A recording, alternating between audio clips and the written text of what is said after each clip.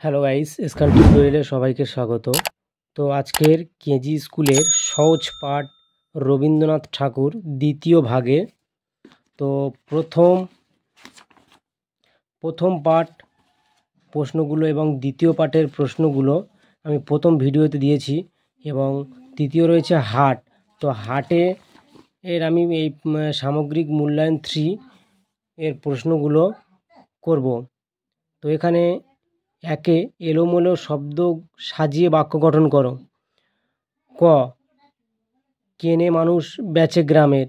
উত্তর হবে গ্রামের মানুষ বেচে কেনে। খ, ঘাটে মেয়ে আনলো চাষির। উত্তর আনলো ঘাটে চাষির মেয়ে।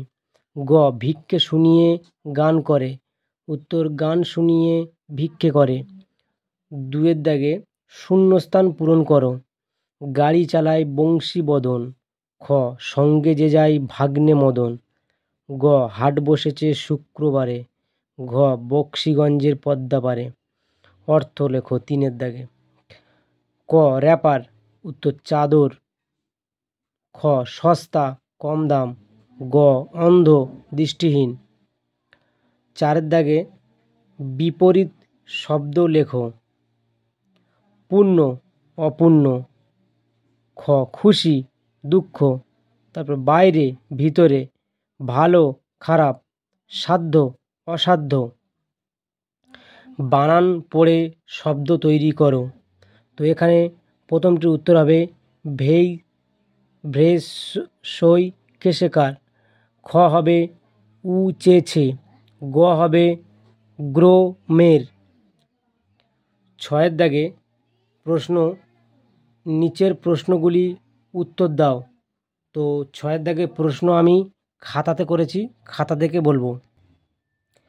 তো কয়ের দাগে প্রশ্ন, হাট কবে বসে ও কোথায় বসে।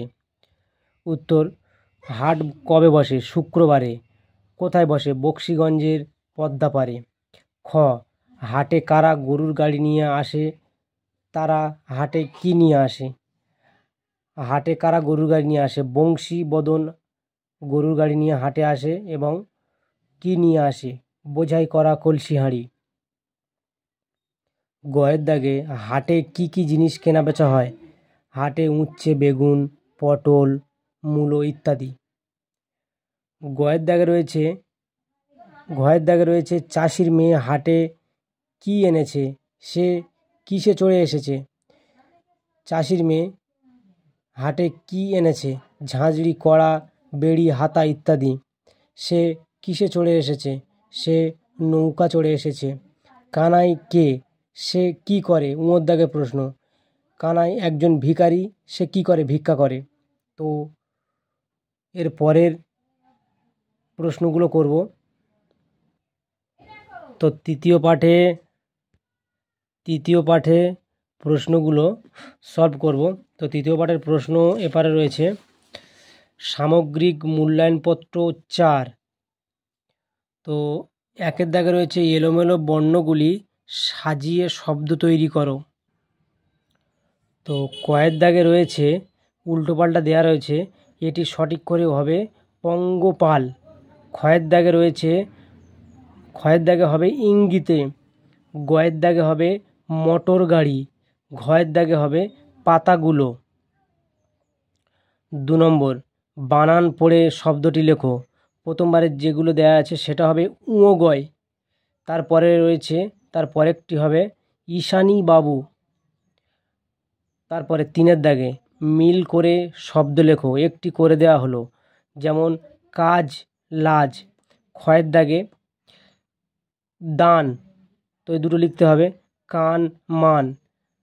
গয়ের দাগে রয়েছে ঘাস, চাষ বাস। ঘয়ের দাগে রয়েছে জঙ্গল, সেটি হবে দঙ্গল মঙ্গল। আচ্ছা, 5 দাগে যেটি রয়েছে, তো তার আগে 4 দাগে এই পাঠে উঁগয় আছে এমন 5টি শব্দ লেখো। তো প্রথমটি হবে বঙ্গ, তারপরে হবে দঙ্গল, তারপর হবে মঙ্গলবার, তারপরে হবে জঙ্গল, তারপরে দিয়েছি ভিঙ্গি। অর্থ লেখো। জঙ্গল, জঙ্গল অর্থ হলো বন। খ দঙ্গল, উত্তর দল। ক্ষতি, উত্তর লোকসান। সাঙ্গ, শেষ। ভঙ্গ, ভাঙা। ইঙ্গিত, ইশারা। 6 দাগে কোনটি কি কাজে লাগে লেখো। 1 কোদাল, মাটি কাটার কাজে লাগে। কুড়ুল, কাঠ কাটার কাজে লাগে। ঝাঁটা, ঝাঁট দেওয়ার কাজে লাগে। ঝুড়ি, মালপত্র বয়ে নিয়ে যাওয়ার কাজে লাগে। তো 7 দাগে যে প্রশ্নগুলো রয়েছে ওগুলো আমি খাতাতে করেছি। 7 দাগে ক মঙ্গলবার কি করবার দিন? কারা তা করতে যাবে? সঙ্গে কি কি নিতে হবে? তো কয়েক দাগে উত্তর জঙ্গল সাফ করবার দিন। সব ছেলেরা একজোট বেঁধে যাবে। সঙ্গে কুড়ুল, কোদাল, ঝাঁটা, ঝুড়ি ইত্যাদি নিয়ে যেতে হবে। ক্ষয়ের দাগে কে দৌড়ে যাবে? গিয়ে সে কি করবে? খ সিঙ্গি দৌড়ে যাবে। দৌড়ে যাও, সিঙ্গি দৌড়ে যাও। কি করতে হবে? গিয়ে সে কি করবে? ওখানে অন্নদাদাকে ধরবেন এবং মোটর গাড়ি করে তাদের আনবেন। সঙ্গে কুড়ুল, ঝাঁটা, ঝুড়ি সব কিছু আনবেন। গয়ের দিকে পঙ্গপাল কি? পঙ্গপাল কি? পঙ্গপাল কি কি ক্ষতি করেছে? পঙ্গপাল হলো এক জাতীয় শস্যের ক্ষতিকারক পতঙ্গের দল। পঙ্গপাল ক্ষিতিবাবুর ক্ষেতে ক্ষতি করেছে এবং অক্ষয়বাবুর বাগানে কপির পাতাগুলো সব খেয়ে নিয়েছে। ঘ কে দান করার কথা বলেছেন? ঘ ঈশানবাবু ইঙ্গিতে বলেছেন তিনি কিছু দান করবেন। তিনি হলেন অক্ষয়বাবু। তো গাইজ এখানেই ভিডিও শেষ করলাম।